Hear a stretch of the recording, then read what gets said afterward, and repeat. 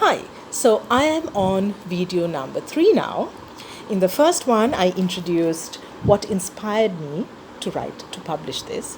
In the second video, I took you through the book and explained how you can use it. And now, in this one, and I hope the final video, let me just share with you who I hope will be able to use it. Because talking to a few people, I got the idea that they think this is for a certain type of person or a certain category of person who is at a certain level of their faith life, right? So I personally think that this is for anyone who wants to get themselves organized, who feels the need for a little help in their prayer life. So I'm sure there may be priests, nuns, and very active lay people who have a very active prayer life who would love to use this, and I would encourage them, if they like to, please use it. But it's really not aimed at them because they already have themselves sorted out. They have their so many minutes or hours of prayer for the day, and they know exactly when and where they're going to pray. It's more for people like me. I have all the good intentions in my heart. I know I want to pray. I want to spend so much time. But I can't, practically speaking, most often I can't. I'm running around doing so many things that it just doesn't happen, right? So I personally feel I don't have the time to read one or two long passages and reflect in depth of Bible readings. I don't have the time to go for daily prayer groups or Bible study groups.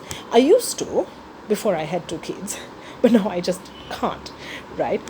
So this is for that category of person. So if you're like me and you need that little nudge in the right direction, it is for you.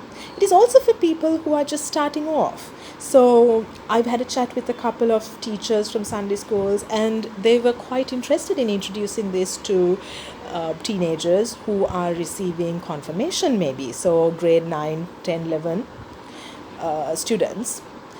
And I think that's a great idea because they're just starting their journey of faith, and this is a nice way of kind of showing them the various possibilities. Because that's something in the Catholic Church I think a lot of people complain about, that it's so, you say all your prayers by rote and you're not encouraged to do something different, where you don't see people doing anything different. And I just want to change that a little. I don't want people to leave the Catholic Church, but to try and make your experience better, because there's nothing un-Catholic about this book. It is meant to help us enrich our prayer life, to know about the Bible a little bit more, and I think it will be very helpful for a lot of people out there. If you are not Catholic, I know I said that word a lot, the only Catholic part about it are the prayers, which are in the center. There are just a couple of printed pages, okay? So you can still use the book because the rest of it is blank. The rest of it is for you to write what you feel. So if you belong to any other denomination, please just ignore the Catholic prayers, clip them together, staple them together if you find that you don't like them. And you can just use the book. You can make the most of this because these are not readily available in our bookshops. That is why I printed it, so that there is a readily available stock throughout the year for anyone who wants to buy one. Okay, so I wish you well.